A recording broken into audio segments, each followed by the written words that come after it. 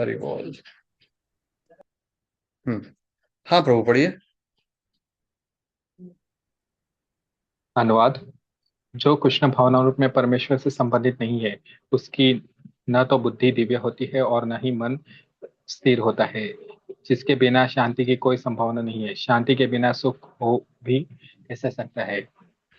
तात्पर्य शुरुआत कीजिए। कृष्ण भावनावाहित हुए बिना शांति की कोई संभावना नहीं हो सकती। अतः 5वें अध्याय में 5.29 में इसकी पुष्टि की गई है कि जब मनुष्य यह समझ लेता है कि कृष्ण ही यज्ञ तथा तपस्या के उत्तम फलों के एकमात्र भोक्ता है और समस्त ब्रह्मांड के स्वामी है तथा वे समस्त जीवों के असली मित्र है, तभी उसे वास्तविक शांति मिल सकती है। अतः यदि कोई कृष्ण भावना भाई नहीं है तो उसके मन का कोई अंतिम लक्ष्य नहीं हो सकता।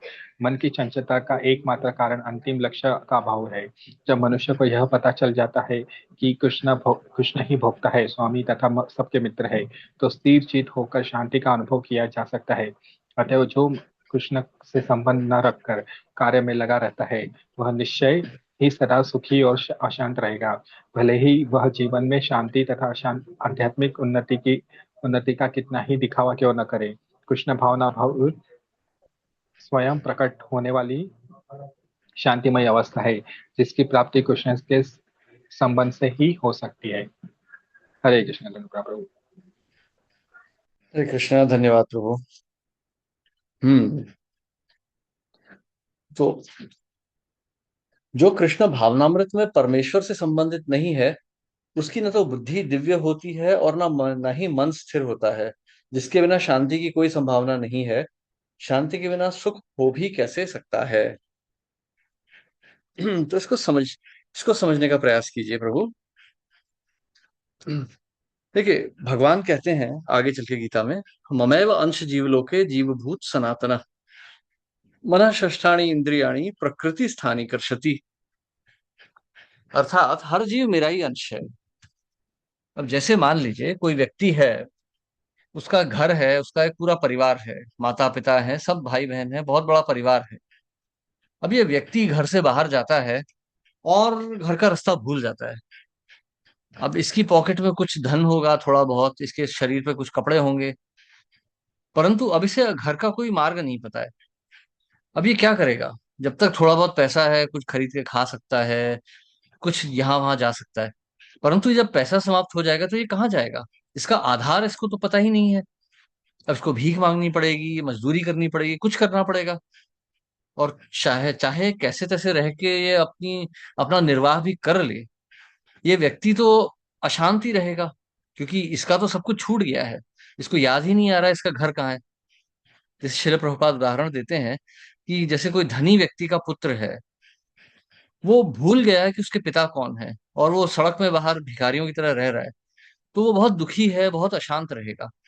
परंतु कैसे तैसे यदि उसे स्मरण हो जाए कि उसके पिता तो बहुत धनी व्यक्ति हैं, तो उसे अत्यंत शांति का अनुभव होगा, उसको बहुत सुख की अनुभूति होगी। उसी प्रकार से जो हर जीव है संसार में, चाहे वो मनुष्य हो, पशु पक्षी हो, कीड़ा मकोड़ा हो, वो भगवान का अंश है। भगवान ने दूसरे अध्याय की शुरुआत में ही जो बताया था, न जायते म्रियते वा कदाचिन, नायम भूत्वा भवितावान भूय, अजो नित्य शाश्वतो यम पुराणो न हन्यते हन्यमाने शरीरे। उसी स्थान पर भगवान ने ये भी कहा था, देहिनो अस्मिन यथा देहे गौ कौमारम यौवनम जरा, तथा देहांतर प्राप्तिर धीरस्तत्र न मुह्यति। अर्थात एक देह के बाद दूसरी देह प्राप्त करता है जीव। आज मनुष्य है, कल देवता होगा, परसों स्त्री होगा, फिर पुरुष, फिर पक्षी बन जाएगा, पशु बन जाएगा। इस तरह से जीवात्मा एक के बाद एक अपनी देह बदल रहा है। जैसी उसकी चेतना है वैसी उसको देह प्राप्त हो रही है। और हर देह में उसे चार व्याधियां ही प्राप्त हो रही हैं। जन्म मृत्यु जरा व्याधि। जन्म प्राप्त हो रहा है, मृत्यु प्राप्त हो रही है, बुढ़ापा हो रहा है, बीमारियां लग रही हैं। तो हर अवस्था में उसे चार प्रकार के दुख तो भोगने ही पड़ रहे हैं हर शरीर में। तो इन दुखों का कोई निवारण नहीं है जब तक जीवात्मा इस शरीर में है। इन दुखों का कोई निवारण नहीं है। जन्म मृत्यु जरा व्याधि, चाहे वो अमेरिका का राष्ट्रपति हो, चाहे कोई सड़क का भिखारी हो, जन्म मृत्यु जरा व्याधि तो सभी को प्राप्त होगी। और यही दुख का कारण है इस संसार में। तो जीवात्मा जब तक इस संसार में है उसे दुख तो भोगने ही पड़ेंगे। इसीलिए भगवान इसको दुखालयम अशाश्वतम कह रहे हैं। तो ये दुख क्यों मिल रहा है? क्योंकि संसार जो है अशाश्वत है।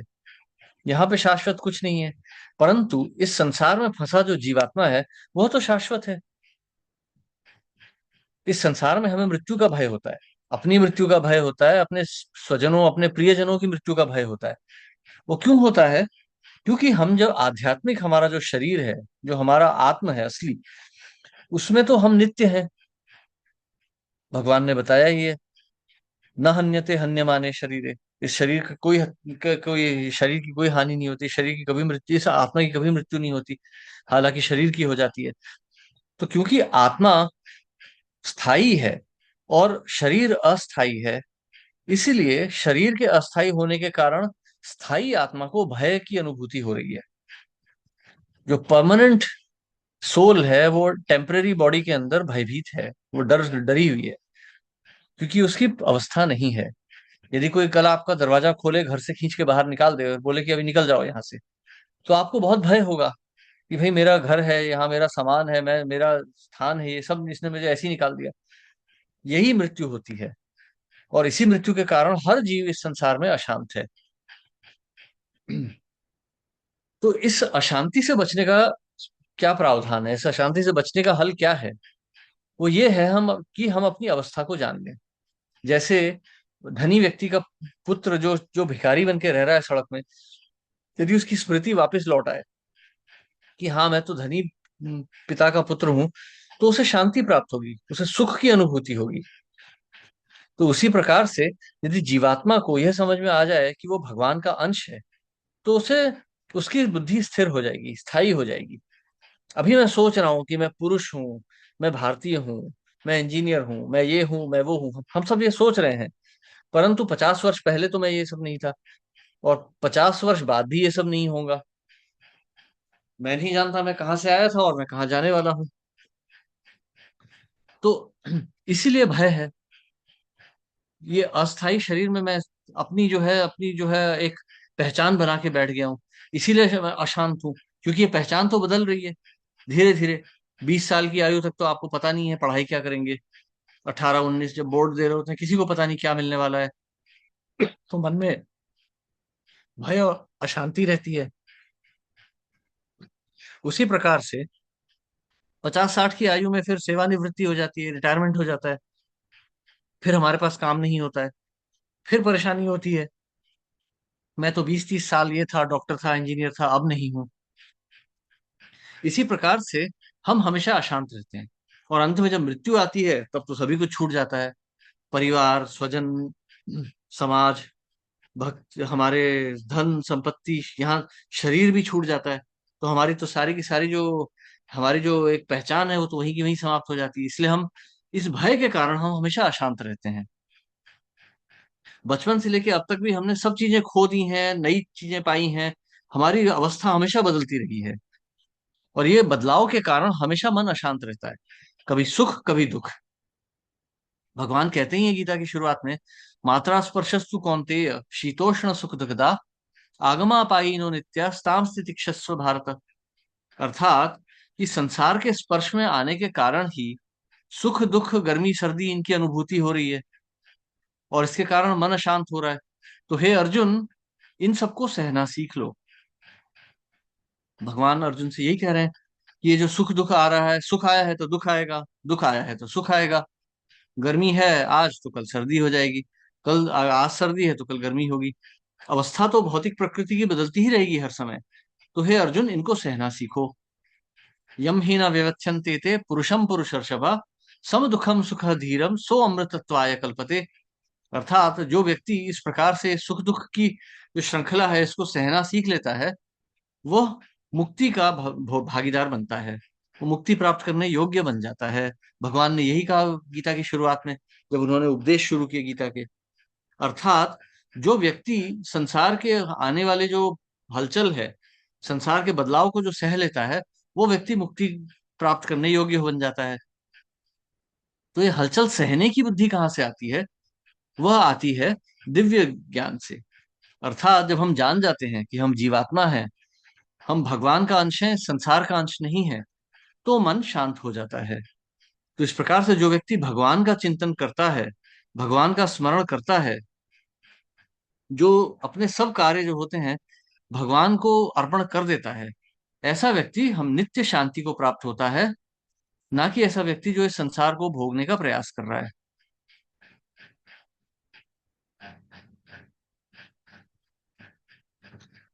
हरे कृष्णा। किसी का कोई प्रश्न या टिप्पणी?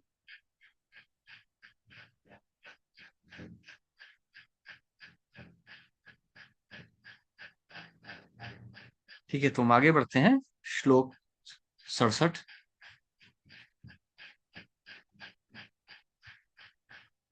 इंद्रियाणाम ही चरताम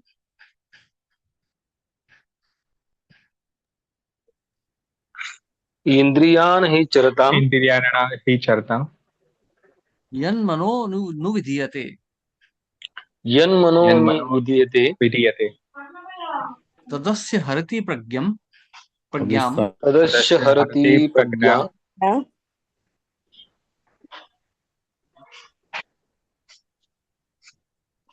प्रज्ञाम वायुर्नावम वा- इवाम्भसि। वायुर्नावम् वायुर्नावम् वायुर्नाम विवाम्भसि। इवाम्भसि हबसि। हरे कृष्णा। हम्म। हरे मैं पढ़ूं? कृष्णा। हाँ, हाँ। पढ़िए। जिस प्रकार पानी में तैरती नाव को प्रचंड वायु दूर बहा ले जाती है, उसी प्रकार विचरणशील इंद्रियों में से कोई एक चीज पर मन निरंतर लगा रहता है, मनुष्य की बुद्धि को हर लेती है।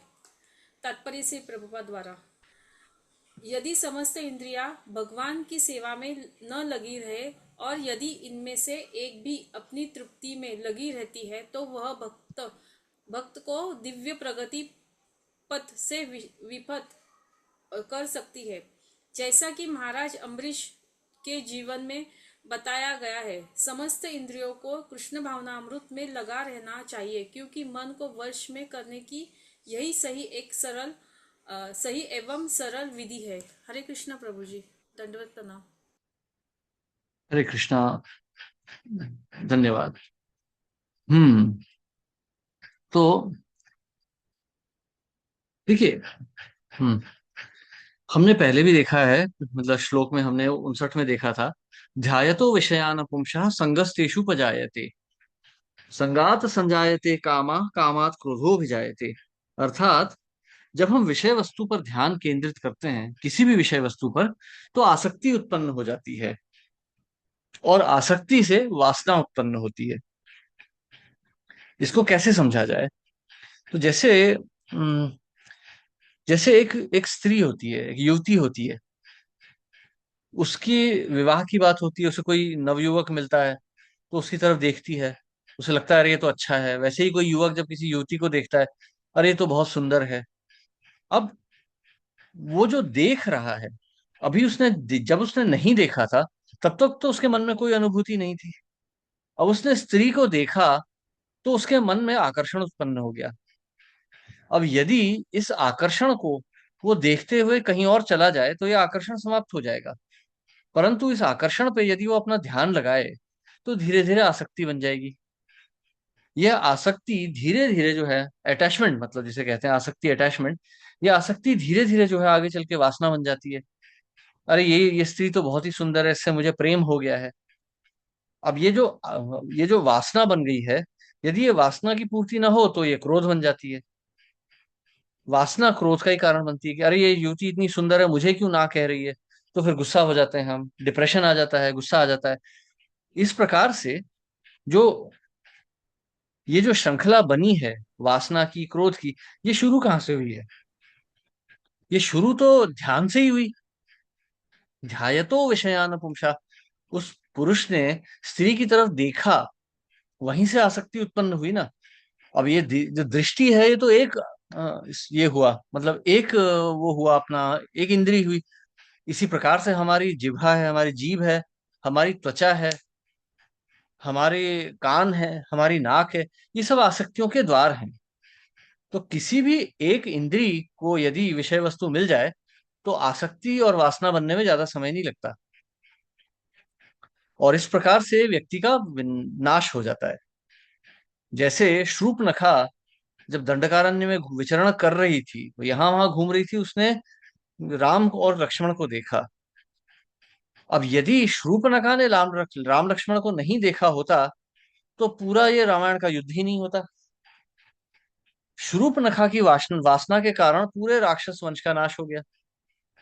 शूर्पणखा को ने राम जी को देखा तो उसके मन में वासना आ गई, उस और वो वासना क्रोध में बदल गई। जब राम और लक्ष्मण ने उसका मजाक उड़ाया तो उसे क्रोध आ गया, उस क्रोध में उसका अपमान हो गया। उसने जाके रावण को भड़काया, रावण ने सीता का वर्णन सुना तो उसके मन में काम वासना आ गई। और इस प्रकार से अपन देखिए, शूर्पणखा की दृष्टि ने उसे फंसाया, और उसने जो वर्णन रावण को सुनाया, रावण के सुनने के कारण वो फंस गया, और इस प्रकार से पूरे राक्षस वंश का नाश हो गया।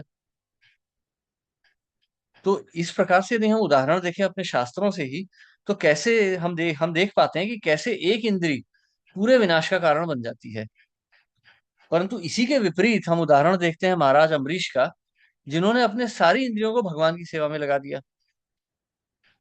उन्होंने अपनी दृष्टि से भगवान की श्री मूर्ति को देखा, अपनी जिह्वा से उन्होंने भगवान को चढ़ाए हुए प्रसाद को का भोग किया, अपनी त्वचा से उन्होंने भक्तों का स्पर्श किया, अपने हाथों से उन्होंने भगवान के मंदिर को साफ किया, अपने चरणों से, अपने पैरों से वो चल के मंदिर को गए, अपने कानों से उन्होंने भगवान के वर्णन सुने, अपनी नाक से उन्होंने भगवान को चढ़ाई हुई तुलसी का वो किया, सुगंध ली। तो इस प्रकार से हम देख सकते हैं कि उन्होंने अपनी सभी इंद्रियों को भगवान की सेवा में लगा दिया। और इसीलिए जब दुर्वासा मुनि ने उन्हें मारने के लिए राक्षस को भेजा, तो उन्हें किसी प्रकार की कोई कोई भी उन्हें किसी प्रकार का भय नहीं था। वैसे ही श्री हरिदास ठाकुर रात्रि को बैठ के हरिनाम का जप कर रहे थे, उनकी सारी इंद्रियां भगवान पे केंद्रित थी। तो जब वैश्या उन्हें उकसाने के लिए आई, तो उनकी चेतना जो थी स्थिर रही, वो हिली नहीं अपनी जगह से, और इस प्रकार से उन्होंने वैश्या को भी भगवान का शुद्ध भक्त बना दिया। तो हम देख सकते हैं कि अपनी इंद्रियों को यदि कोई नियंत्रण में रख सकता है तो किस प्रकार से वो सुख की अनुभूति, शांति की अनुभूति कर सकता है। परंतु एक भी इंद्रिय यदि भटक गई तो विनाश का कारण बन जाती है। हरे कृष्णा। किसी का कोई प्रश्न या टिप्पणी? हरे कृष्णा प्रभु जी। हरे कृष्णा। जैसे कि प्रभु जी आपने अभी बताया, अम्बरीश ऋषि का जो इंद्रिया, उन्होंने सभी इंद्रियों को भगवान के प्रति लगाया था। इसके पहले भी इसका वर्णन इसी अध्याय में आया था। तो ये क्वेश्चन कितना रिलेवेंट है पता नहीं, लेकिन फिर भी ऐसे पूछता हूं मैं कि हमारी जो इंद्रिया है, एक इंद्रिय का दूसरे इंद्रिय पे होता है। जैसे कि हमने कान से सुना तो हम वैसे सोचने लगते हैं। हमारी जीवा है, हम स्पर्श करते हैं, आंख से देखते हैं। तो कौन सा इंद्रिय का प्रभाव ज्यादा रहता है प्रभु जी? ये रिलेवेंट है नहीं है पता नहीं, लेकिन फिर मैं ऐसे पूछ रहा हूँ। हरे कृष्णा। हरे कृष्णा। कोई सी भी इंद्री प्रभु, कोई सी भी इंद्री। जिभा भी फंसा सकती है, लोग जिभा से ही तो फंसते हैं ना। यहाँ से हम बड़बड़ करते रहते हैं, बेकार की बातें करते हैं, लड़ाई झगड़े उसी से उत्पन्न होते हैं। पूरी राजनीति जिभा से ही चलती है। वैसे ही त्वचा, त्वचा भी हमें फंसा देती है। कोई सी भी इंद्री, सभी इंद्रियां प्रबल हैं। हालांकि दृष्टि सबसे प्रबल दिखती है हमें, परंतु कोई भी इंद्री हमें इस संसार में डुबा सकती है। तो किसी भी इंद्री को कमजोर नहीं समझना चाहिए। दृष्टि सबसे ज्यादा है, ऐसे साइंस में लिखा है कि 80% नॉलेज तो आंखों से आती है। परंतु कोई भी इंद्री हमें संसार में फंसा सकती है, और फंसाती ही है। जैसे कितने लोग भक्ति में आते हैं और उसके बाद छोड़ के चले जाते हैं, क्योंकि वो मांसाहार नहीं छोड़ पाते, या मदिरा पान नहीं छोड़ पाते हैं, शराब नहीं छोड़ते, मांस नहीं छोड़ते, तो नहीं रह पाते। जब मैं स्टूडेंट हुआ करता था तो एक मेरे साथ ही एक लड़का था, मेरा जूनियर था। तो जब हम भक्ति में आए तो उसको भी लेके आए, परंतु उसे मछली खाने का बहुत शौक था, और वो मछली से इतनी पसंद थी कि उसने फिर भक्ति ही छोड़ दी। तो कोई भी हमारी एक इंद्री जो है संसार में हमें फंसा सकती है। यस प्रभु जी।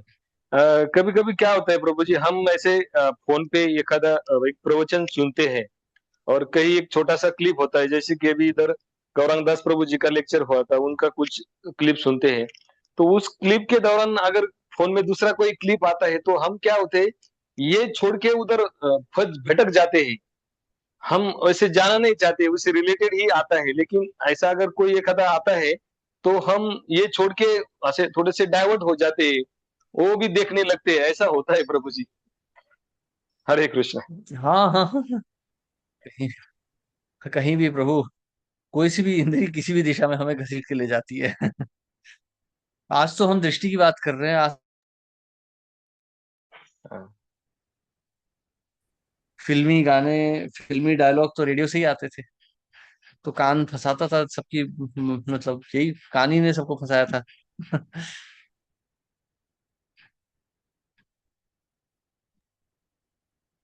हरे कृष्ण प्रभु। हरे कृष्णा। प्रभु अभी तो हम ठीक है। कितना भी कंट्रोल हाँ हाँ। कितना भी कंट्रोल करना चाहे, लेकिन क्या होता है कि मतलब कहीं ना कहीं वो इंद्रियां मतलब फंसा ही रहती है कहीं पे भी। मतलब हम कितना भी चाहें हम्म मतलब अभी हम लोग उतने तो नहीं कि अमरीश महाराज के जितने हम उस लेवल के तो भक्त नहीं है।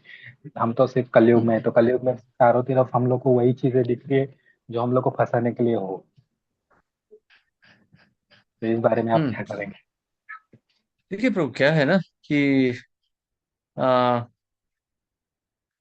ये देखिए, कोई सी भी इंद्री हमें फंसा सकती है। इंद्रियों से निकलना कठिन कार्य है, मतलब वही तो तपस्या है।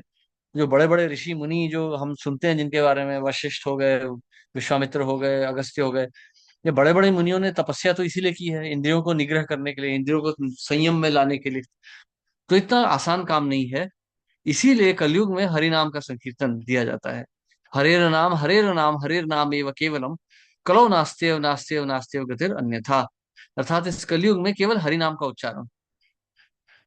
तो जैसे आप देखिए, आप जैसे यदि महाराष्ट्र में देखें तो वारकरी होते हैं, रामकृष्ण हरि। उसी प्रकार से यदि आप दक्षिण भारत में जाएं, रामानुज संप्रदाय, तो वो नमो नारायणाय। इसी प्रकार से हमारा जो संप्रदाय है, गौड़ीय वैष्णव संप्रदाय, हम कहते हैं हरे कृष्ण कृष्ण कृष्ण हरे हरे, हरे राम राम राम हरे हरे। इस प्रकार से हर संप्रदाय में हरि नाम का उच्चारण दिया गया है। हर संप्रदाय ही नहीं, हर धर्म में। जैसे मुसलमान लोग तस्बीह करते हैं, क्रिश्चियन लोग रोजरी करते हैं, हर जगह भगवान के नाम के उच्चारण का कोई ना कोई प्रावधान होता ही होता है। तो इसलिए हरिनाम का उच्चारण करना ही इस युग का धर्म है। ऐसा करने से आपकी सारी इंद्रियां भगवान पे केंद्रित हो जाएंगी। जो हमने हरिदास ठाकुर का उदाहरण लिया था, वहां वो केवल हरिनाम का ही उच्चारण करते थे। और भी कुछ नियम है, जैसे यदि आप शास्त्र पढ़ें, शास्त्रों को ध्यान से पढ़ें, तो आपका मन नियंत्रण में आ जाएगा। शास्त्रों को पढ़ने से हमारी चेतना शुद्ध होती है ना। जैसे गीता हम पढ़ रहे हैं, गीता में क्या लिखा है? गीता में तो ये लिखा है ना, संसार हमारा नहीं है, हम इस संसार के नहीं है। जब हम धीरे धीरे इस प्रकार से चिंतन करते हैं तो हमारी चेतना शुद्ध होने लगती है। इसी के साथ साथ जब हम संसार का भी, जब हम विचार करते हैं और हरिनाम का स्मरण करते हैं, तो हमारी बुद्धि शुद्ध हो जाती है और हम इंद्रियों का निग्रह कर पाते हैं।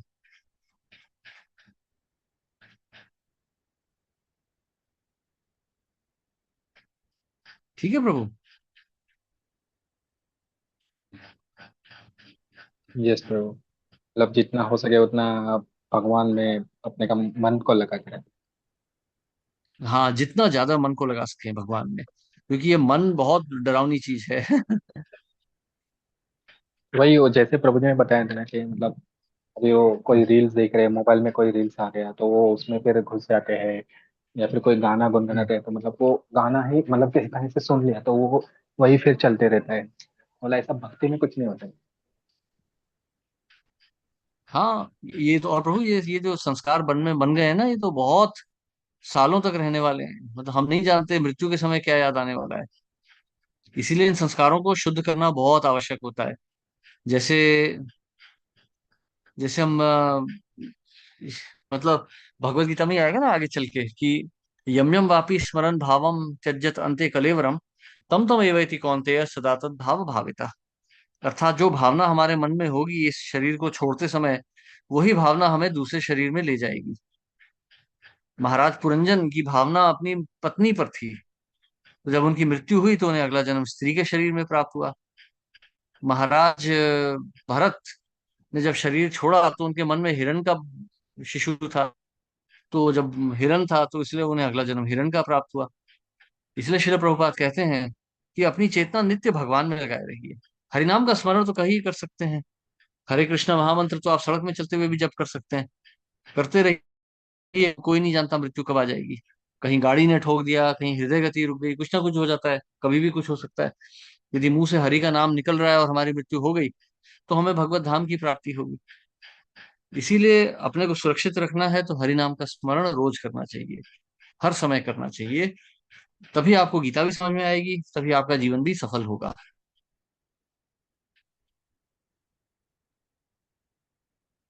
हरे कृष्णा। यस प्रभु, हरि बोल। थैंक यू प्रभु। सभी का बहुत बहुत धन्यवाद। शिल प्रभुपाद की जय। हरे जय कृष्ण। जय। हरे कृष्ण। थैंक यू प्रभु। हरे धन्यवाद। कृष्णा प्रभु जी। हरे हरे कृष्णा, कृष्णा दंडवत प्रभु प्रणाम। जी, दंडवत प्रणाम। हरे कृष्णा प्रभु जी, दंडवत हरे प्रणाम। Thank you. कृष्णा, दंडवत प्रणाम। Thank you.